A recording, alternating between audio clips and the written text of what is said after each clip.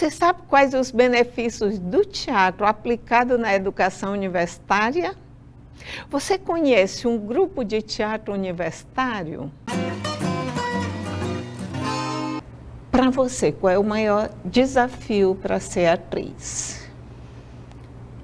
Eu acho que, se a gente for puxar nessa perspectiva de teatro e educação, o teatro e a educação, eles sempre caminharam juntos, né? Porque quando a gente pensa em processo de formação, quando a gente pensa em educação, a gente pensa em processo de formação do indivíduo numa totalidade, né? E aí, o teatro é, sim, uma ferramenta importante nesse processo. Porque o teatro, ele não é uma ferramenta só de criação de artistas, mas de criação de indivíduos, né? E aí a gente trazendo para a nossa realidade, como a gente já falou antes, uma criação de uma graduação em artes cênicas, eu acho que é sim uma necessidade do nosso estado, porque muitas vezes o artista é um ser incomodado, né, por natureza. Então, assim, a gente não se contenta somente em fazer o que a gente está fazendo, a gente quer dar. Eu já pensei várias vezes em ir para outro estado para cursar artes cênicas, mas aí tem toda uma questão por detrás disso, né, questões de trabalho, questões de família. Então, acho que uma das dificuldades é essa. Isso que precisa que tanto escolas quanto universidade tenham esse pensamento. Não é perda de tempo e nem é só recreação, né? É formação mesmo. Porque fora o teatro, ele também possibilita muitos benefícios cognitivos, memória, concentração, disciplina, a própria questão, o foco, o senso crítico, e ainda estimula a autoestima. E esse estímulo na autoestima é muito importante para jovens que estão em processo de formação. Que vão cada vez mais cedo, né, para a universidade. Isso. Muitas vezes, gente, um jovem ou uma jovem com 16, 17 anos não sabe ainda o que quer da vida. Isso. Mas tem que escolher um curso. Tem que escolher alguma coisa. Então, investir em teatro, investir em educação, investir em teatro, é investir sim na preparação de uma geração capaz de mais preparada para viver em sociedade, primeiramente, e capaz de pensar, de agir e de sentir com mais consciência e com mais sensibilidade. Vamos falar sobre o mercado piauiense em relação ao teatro. Como é que você vê? A gente ainda sente, sim, a necessidade de mais investimento, de mais incentivo, não somente do teatro na educação, mas do teatro pela arte, né? Como você está perguntando, a questão de viver de arte. Ainda é muito complicado viver de arte. Eu acredito que isso não seja uma realidade só do nosso estado, mas uma realidade de país, uma realidade de mundo em muitas ocasiões. Mas assim, a gente já evoluiu bastante, né? Mesmo que a gente ainda não ache suficiente para a gente poder viver de arte, que é isso que todo artista quer, é viver de arte, seja a área artística, mas o artista, ele sempre quer viver da sua área, ele quer viver da sua arte. Muitas vezes a gente não consegue, né? Vão ser professores, vão ser jornalistas e artistas. Eu acredito que nós já evoluímos muito com editais, né, com esses projetos, esses fomentos de incentivo à cultura. Então, a gente já evoluímos bastante, mas ainda precisamos, sim, evoluir mais. Indique um espetáculo de teatro. Espelho, espelho meu. Gente, tem tanta coisa boa. E que bom, né, que está acontecendo. Então, a arte está acontecendo, o teatro, a cultura está acontecendo. Eu acho que a gente precisa também valorizar o que é nosso. E a gente precisa também sempre pensar, Norma, no processo de formação de plateia. Tá? Então, eu digo que o meu processo de formação, tanto enquanto plateia, quanto artista, eu devo à minha mãe, que sempre me incentivou. É por isso que essa questão de formação de plateia, a base dela é a infância. Por isso que a gente volta para o quesito teatro e educação. Facilita na nossa sobrevivência da arte também, a gente que precisa viver disso, né? Deixe um recado para os jovens e as jovens que querem fazer teatro. Comecem como plateia. Vão ao teatro, vão ao cinema, vão às exposições, vão aos shows, valorizem o que é nosso, porque aqui no Piauí nós temos atores, nós temos artistas maravilhosos, nós temos grupos conceituados, nós temos produções cinematográficas maravilhosas também.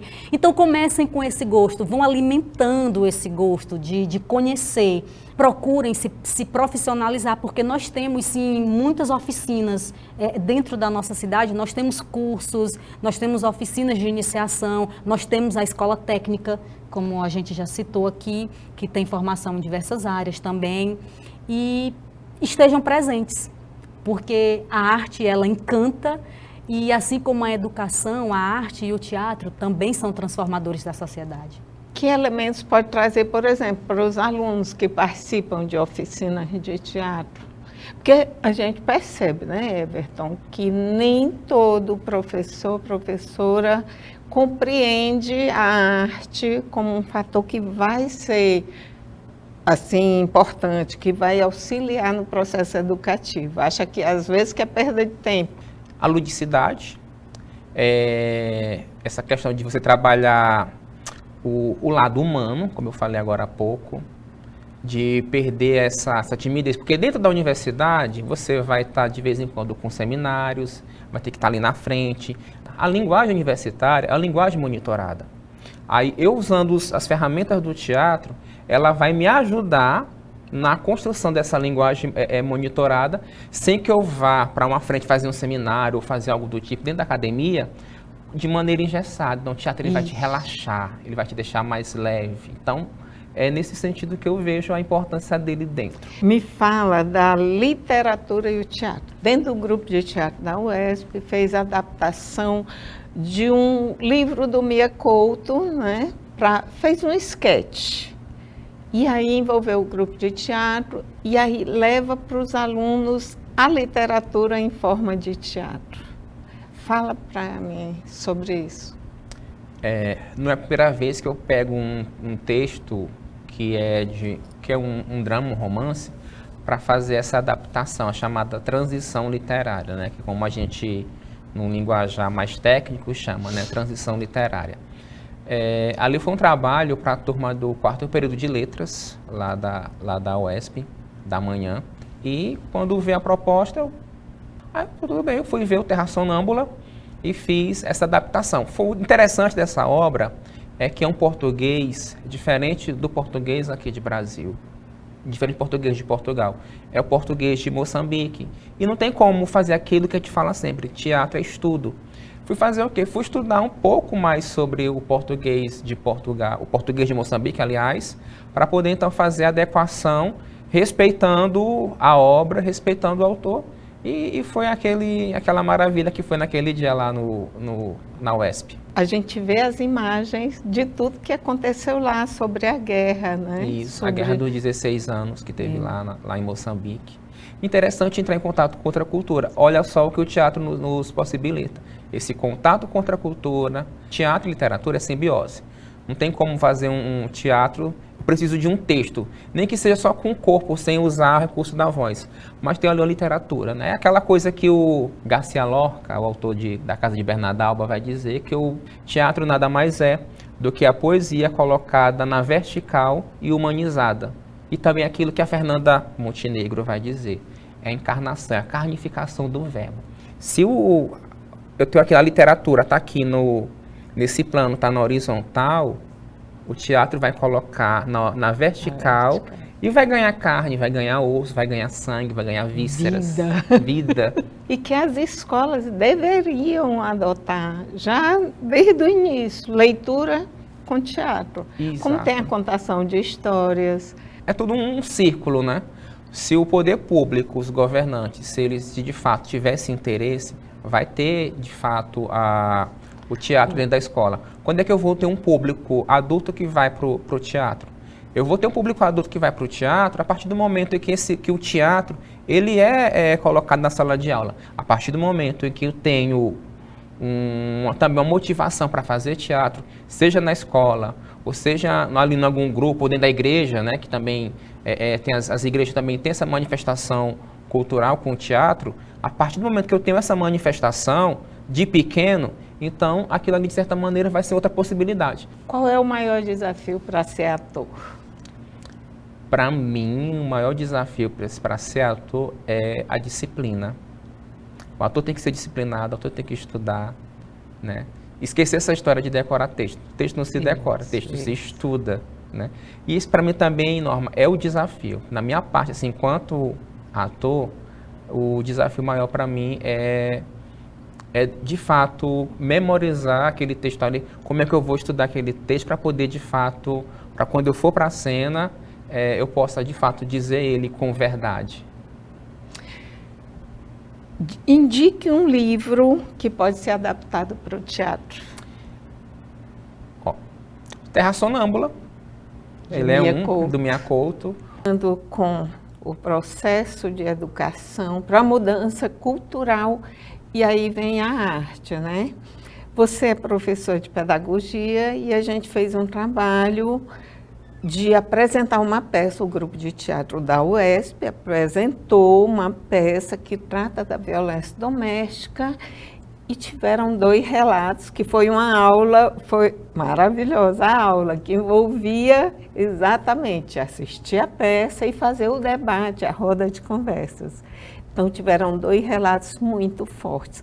Como é que foi a repercussão disso depois, lá no corpo universitário? De fato, nós tivemos a oportunidade de vivenciar esse momento com turmas de pedagogia e queremos continuar realizando, porque foi muito importante a experiência e eu ainda não tenho tempo suficiente para falar dos impactos. Mas pelo que aconteceu naquele momento e pelo que a gente escutou de comentários posteriormente, as pessoas se sentiram muito tocadas, né? Tocadas pelo texto roteirizado, pela interpretação, que o corpo de atores e atrizes também é muito competente, trazendo uma mensagem, né, baseada na Lei Maria da Penha e trazendo situações de violências. E as pessoas ali, elas se sentiram tocadas por esses relatos,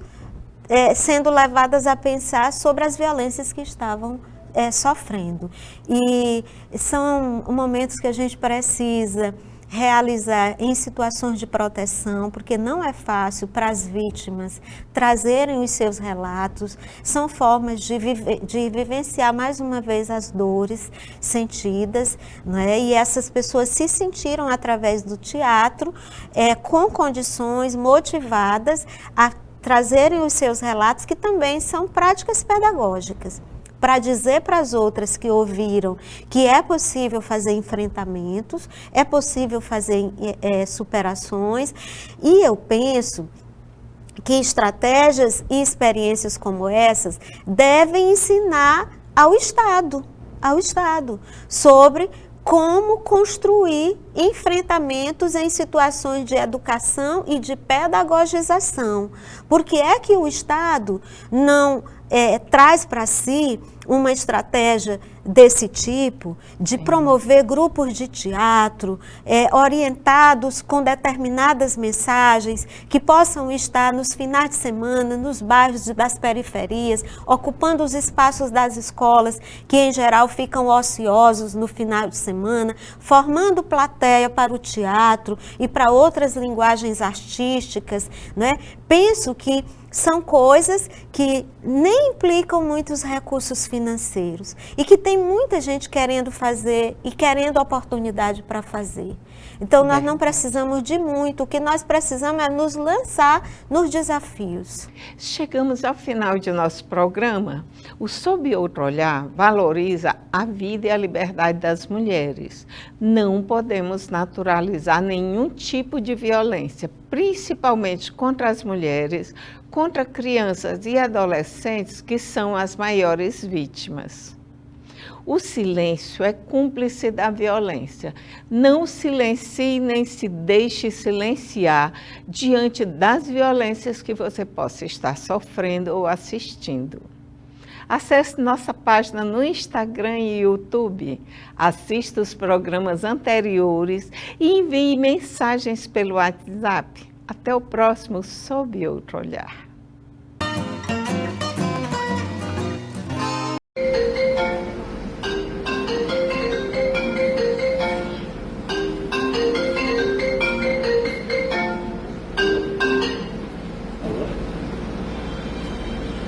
Oi. Desculpa, doutor, eu tinha esquecido da sessão. É agora? Deixa eu só espelhar a tela, por favor. Oi, doutor, tudo bem? Não, doutor, não escuto. Só às vezes quando eu estou escrevendo alguma peça. Por que você não conta pra ele as coisas que passam na sua cabeça? Oi, doutor? Como é que tá a minha rotina? Minha rotina tá ótima, doutor. Eu tô só trabalhando agora. Só trabalhando. Você esqueceu de falar do sexo e das drogas pra suprir tua canção? E minhas peças estão ajudando a mudar a vida de muitas pessoas. Meu Deus, mas que cara narcisista! Quem você acha que tá enganando? Eu sou talentoso. E eu também sou muito esforçado. Você tá tentando enganar quem? Para de falar merda pra mim!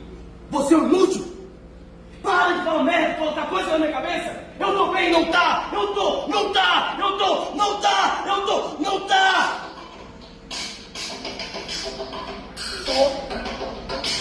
Eu tô bem! Eu tô bem! Não tá!